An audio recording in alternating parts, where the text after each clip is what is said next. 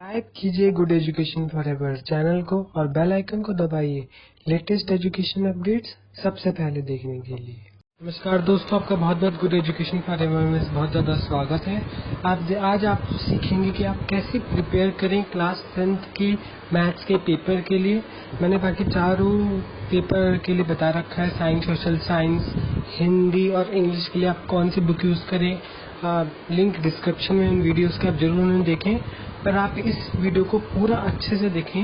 अगर आप इस वीडियो को पूरे अच्छे से देखेंगे तो मैं 100% गारंटी लेता हूँ कि आप 100 आउट ऑफ 195 से अब आप पक्का स्कोर कर पाएंगे, क्योंकि सीबीएसई ने अब अपना सिलेबस बदल दिया है और अब होम बोर्ड की जगह सीबीएसई बोर्ड कंपलसरी हो गया है। पूरा 100 मार्क्स का आपका कितने मार्क्स का पेपर होगा आपको पता है, 180 मार्क्स का पेपर होगा। एक्सटर्नल और इंटरनल जो आपको स्कूल देंगे मार्क्स होंगे 20। वो वीडियो मैंने आपको पहले बता रखी है, आप उस वीडियो को जरूर देखें। तो चलिए दोस्तों शुरू करते हैं। सो गाइस, लेट्स गेट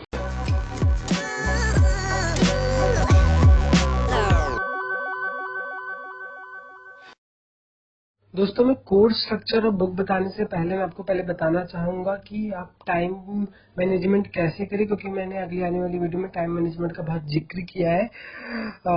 तो टाइम मैनेजमेंट आप देखो, सेक्शन ए में अगर 1 नंबर के 6 क्वेश्चन हैं, तो अगर आपने अच्छे से प्रिपेयर कर रखा है तो मुझे नहीं लगता कि 5 मिनट, ओनली 5 मिनट से ज़्यादा अगर आप इसमें टाइम ज़्यादा देंगे तो आपकी फिर आप गलती करेंगे। तो आप 5 मिनट बना के चलें।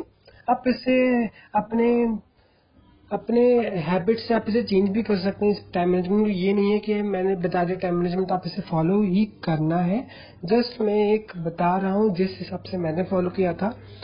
5 या 10 मिनट में अगर आप 1 नंबर के 6 क्वेश्चंस कर देते हैं, बात खत्म हो जाती है। 2 नंबर के 6 क्वेश्चंस आएंगे, आप इसमें ज़्यादा से ज़्यादा 15 मिनट लगाएं। 15 मिनट इसमें लगाते हैं, 10 मिनट उसमें लगाते हैं, 25 मिनट हो जाता है आपके। 25 मिनट खत्म। फिर भी अभी आपके पास मुझे 2 घंटे 35 मिनट, जिसमें से 1 घंटा आप दे दें 3 नंबर के क्वेश्चन को और 1 घंटा ही दे दे आप 4 नंबर के क्वेश्चन में। तो आपके क्वेश्चन अभी भी आपका टाइम मिलेगा आपको पूरा 25 मिनट अपना टाइम रिवाइज करने के लिए। फिर से आपको बता दो, 1 नंबर के 6 क्वेश्चन है, 2 नंबर के 6 क्वेश्चन है, 3 नंबर के 10 क्वेश्चन है और 4 नंबर के 8 क्वेश्चन हैं। तो लगभग अगर आप इस टाइम से चलेंगे, और जो मैंने आने वाली वीडियो में जो मैंने इसे कंटिन्यू करूंगा, जो इस वीडियो को जो मैंने आपको बताया कि आप कौन सी बुक लें, किस हिसाब से पढ़ें, क्या आप टाइम मैनेजमेंट रखें, जो मैंने अभी आपको बताया, अगर आप इसे फॉलो करेंगे तो पक्का आपको 95 अब लाने से कोई नहीं रोक सकता।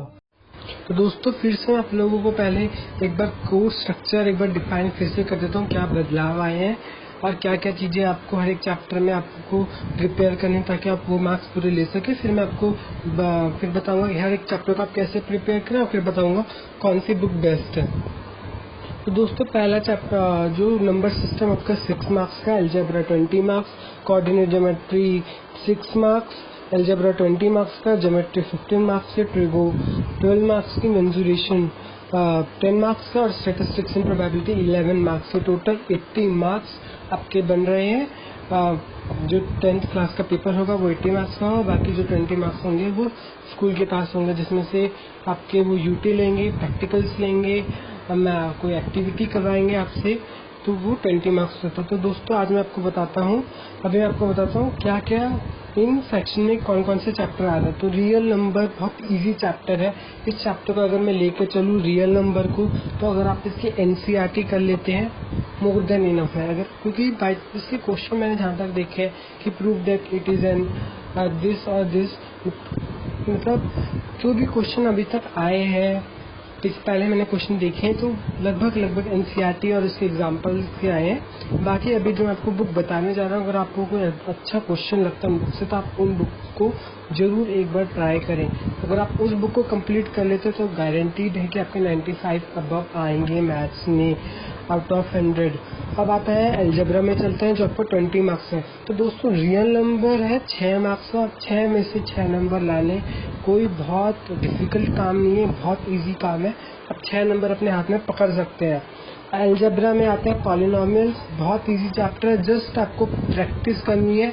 एनसीईआरटी का एक एग्जाम्पल और उसके एक्सरसाइज, और एक जो बुक अभी मैं आपको बताने जा रहा हूँ वो पेयर्स ऑफ लीनियर इक्वेशन में सेम एनसीईआरटी, उसके एग्जांपल्स, एक जो बुक बताऊंगा वो, उसके मतलब लगभग आपको सारे क्वेश्चंस करने की जरूरत नहीं है। चलो आपको बुक भी मैं आपको बता ही देता हूँ। 2 बुक है, सब जानते हैं, आर.डी. शर्मा, आर.एस. अग्रवाल और ए.के. अग्रवाल। हर घर में आपको मिल जाएगी ये बुकें अगर आप 10th में पढ़ें। लेकिन बच्चे आर.डी. शर्मा खोलते हैं, वो खोलते ही बंद कर देते हैं आर.डी. शर्मा को, बिकॉज उसके अंदर इतने ढेर सारे क्वेश्चंस हाई लेवल के मौजूद होते हैं।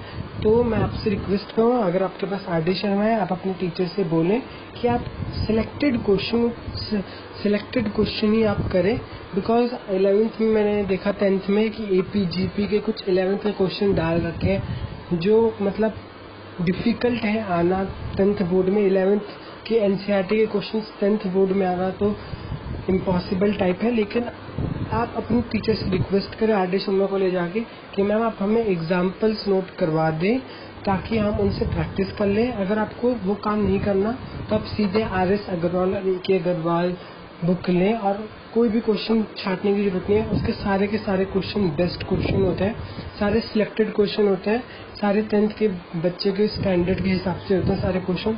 तो आप अगर आर.एस. अग्रवाल लेते हैं तो आप पूरी की पूरी उसे अच्छे से प्रैक्टिस करके रख दीजिए।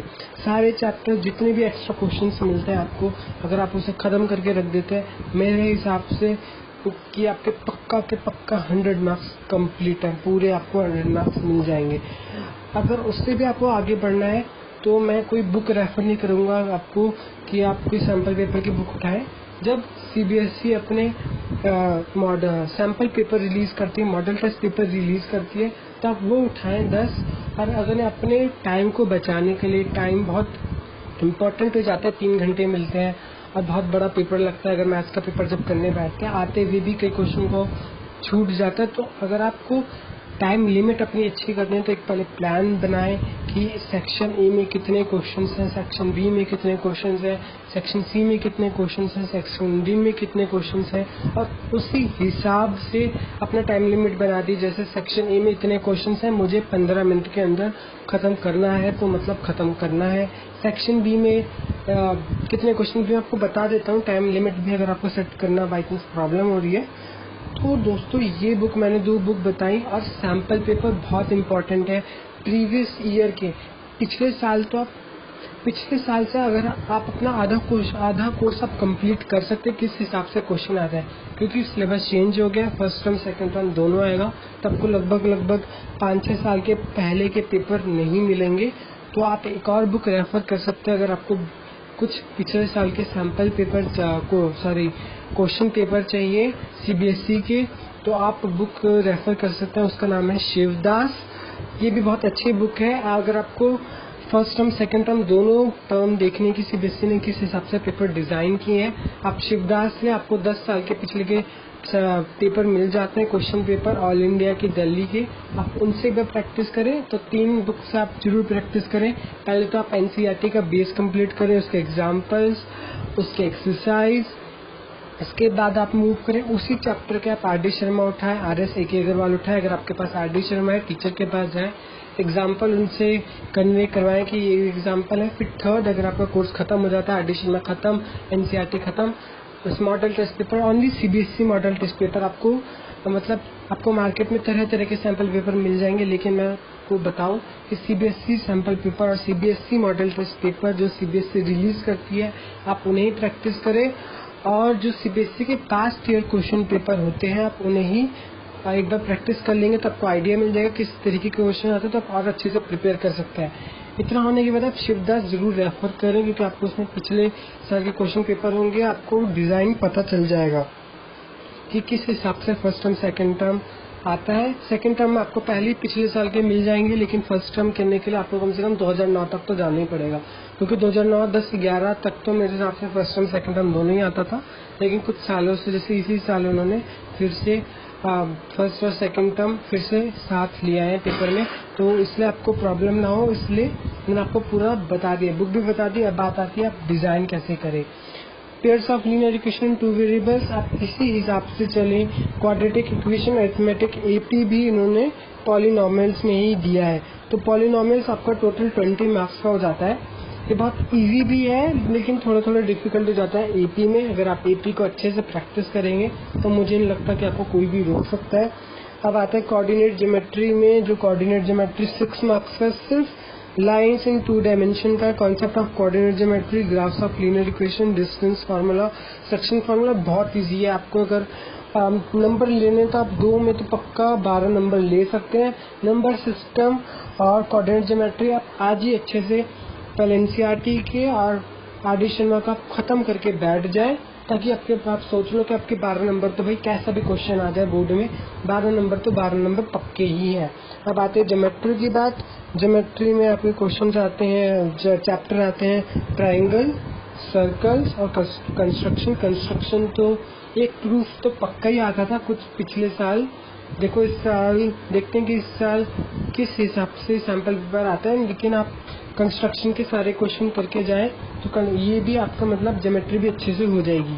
तो मतलब इस हिसाब से आपको प्रिपेयर करना है चैप्टर वाइज अगर आप करते रहेंगे अभी से प्रिपेयर, बाद में जाके परेशानी नहीं होगी। अगर आप सोच रहे हैं कि दिसंबर में जाके मैं प्रैक्टिस करना स्टार्ट करूंगा तो मुझे नहीं लगता कि 15 चैप्टर अगर आप दिसंबर में चाहते हैं, कम से कम आपको टाइम चाहिए। बिकॉज अगर आप दिसंबर में जाके करेंगे तो आपको चाहिए होगा टाइम, वो टाइम आपके पास होगा नहीं, प्रेशर भी आपके ऊपर आ सकता है। तो इसलिए धीरे धीरे हर 1 घंटा, आधा घंटा, 45 मिनट, 1 घंटा, 2 घंटा, 3 घंटा, जितना टाइम आपको प्रैक्टिस करने में मजा आ रहा है मैथ्स को उतना आप करिए। बाकी मैंने आपको और अच्छे से डिटेल दे रखी है और भी सब्जेक्ट के। अगर आपको लगता है कि मैं और भी सब्जेक्ट देखने चाहिए तो आप मेरी वीडियो को लिंक डिस्क्रिप्शन में आप जरूर देखें। बात है ट्रिगो की। ट्रिगो बहुत ईजी है, मैं जानता हूँ पहले पढ़ने में आपको कुछ समझ नहीं आया होगा, लेकिन आप उसके अंदर घुसें, उस क्वेश्चन के अंदर घुसें। जैसे sine square theta plus cos square theta is equal to 1, sec square theta is equal to 1 plus tan square theta, cosec square theta is equal to 1 plus cot square theta. आपके 3 फॉर्मूले हैं और इनसे ही सारे प्रूफ्स लगभग हो जाते हैं। Tan theta is equal to sine theta upon cos theta, cot theta is equal to cos theta upon sine theta. ये होते हैं, बहुत ईजी है। जस्ट आपको बस रिवाइज करते रहना है, घुसना है उसके अंदर। अगर आपको कोई चीज़ समझ नहीं आ रहा तो उसको इंटरेस्टिंग बनाना है। आप मुझे कमेंट में बताएं कि मुझे ये टॉपिक समझ नहीं आ रहा, मैं पूरी मेहनत करूँगा कि आपको समझाने के लिए। अब आता है मेंसुरेशन एक बहुत डिफ़िकल्ट चैप्टर है, बिकॉज उसे आप उसमें फॉर्मूला डाल लेते हैं लेकिन उसकी वैल्यूज़ निकालना थोड़ी प्रॉब्लम हो जाती है। तो अगर आप प्रैक्टिस करेंगे, अगर आप आज से जिस दिन आपका मेंसुरेशन चैप्टर हो जाए, अगर आप उस दिन उसके एनसीईआरटी के, उसके आर.डी. शर्मा के क्वेश्चंस कर लेते हैं तो मुझे नहीं लगता कि कोई प्रॉब्लम होगी। अब आता है स्टैटिस्टिक्स एंड प्रोबेबिलिटी, वो है 11 मार्क्स का। ये बहुत इजी है, ये 11 मार्क्स भी आपके हाथ में लगभग आ सकते हैं। तो गाइस ये था कोर्स स्ट्रक्चर, मैंने आपको बुक भी बता दी, अब क्या ले क्या ना ले। तो दोस्तों अगर आपको वीडियो पसंद आई हो तो आप ज़रूर लाइक करें, शेयर करें और मेरे चैनल को अगर अब तक अभी ने सब्सक्राइब नहीं किया तो ज़रूर सब्सक्राइब करें। Good bye guys, good luck and have a nice day.